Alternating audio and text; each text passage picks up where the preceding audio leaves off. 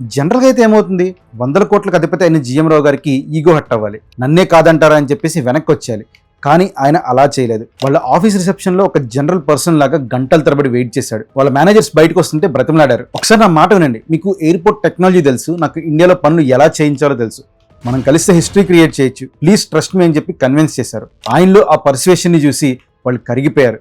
సరే ట్రై చేద్దామని చెప్పేసి పార్ట్నర్షిప్ కి ఒప్పుకున్నారు. ఇక్కడే చాణక్యనీతి 4 నిరహంకార అంటే జీరో ఈగోని మనం అర్థం చేసుకోవాలి. లక్ష్యం ముందు ఈగోని చంపుకున్నారు కాబట్టి ఆ డీల్ కుదిరింది. ఆ పార్ట్నర్షిప్ తోనే టాటా, అంబానీ లాంటి దిగ్గజాలని టెక్నికల్ గా బిడ్ లో ఓడించి Hyderabad and Delhi airport contract ని జిఎంఆర్ గెలుచుకుంది. ఇక్కడ ప్రాజెక్ట్ రావడం ఒక ఎత్తు అయితే దాన్ని కట్టడం ఇంకో ఎత్తు. హైదరాబాద్ రాజీవ్ గాంధీ ఇంటర్నేషనల్ ఎయిర్పోర్ట్ అప్పటి సీఎం వైఎస్ రాజశేఖర రెడ్డి గారు అలాగే సెంట్రల్ గవర్నమెంట్ మాకు ఎయిర్పోర్ట్ అర్జెంట్ గా కావాలి అని చెప్పేసి డెడ్ లైన్ పెట్టారు. జిఎం రావు గారు ఏసీ రూమ్ లో కూర్చోలేదు, శంషాబాద్ లోని సైట్ లోనే ఆఫీస్ వేసుకుని కూర్చున్నారు. దుమ్ము ధూళిలో తిరిగారు. ఇది జస్ట్ ఒక సిమెంట్ కాంక్రీట్ బిల్డింగ్ మాత్రమే కాదు, ఇది తెలుగు ప్రజల ఆత్మగౌరవం అని చెప్పి పనిచేశారు. జస్ట్ 36 months లో, అంటే 3 years లోనే, అంటే అది ఒక రికార్డ్ టైం అనమాట. ఆ టైంలో ఇంటర్నేషనల్ స్టాండర్డ్స్ లో ఎయిర్పోర్ట్ మొత్తాన్ని కంప్లీట్ చేశారు. చేసి సోనియా గాంధీ చేతుల మీదుగా ఓపెన్ చేయించారు.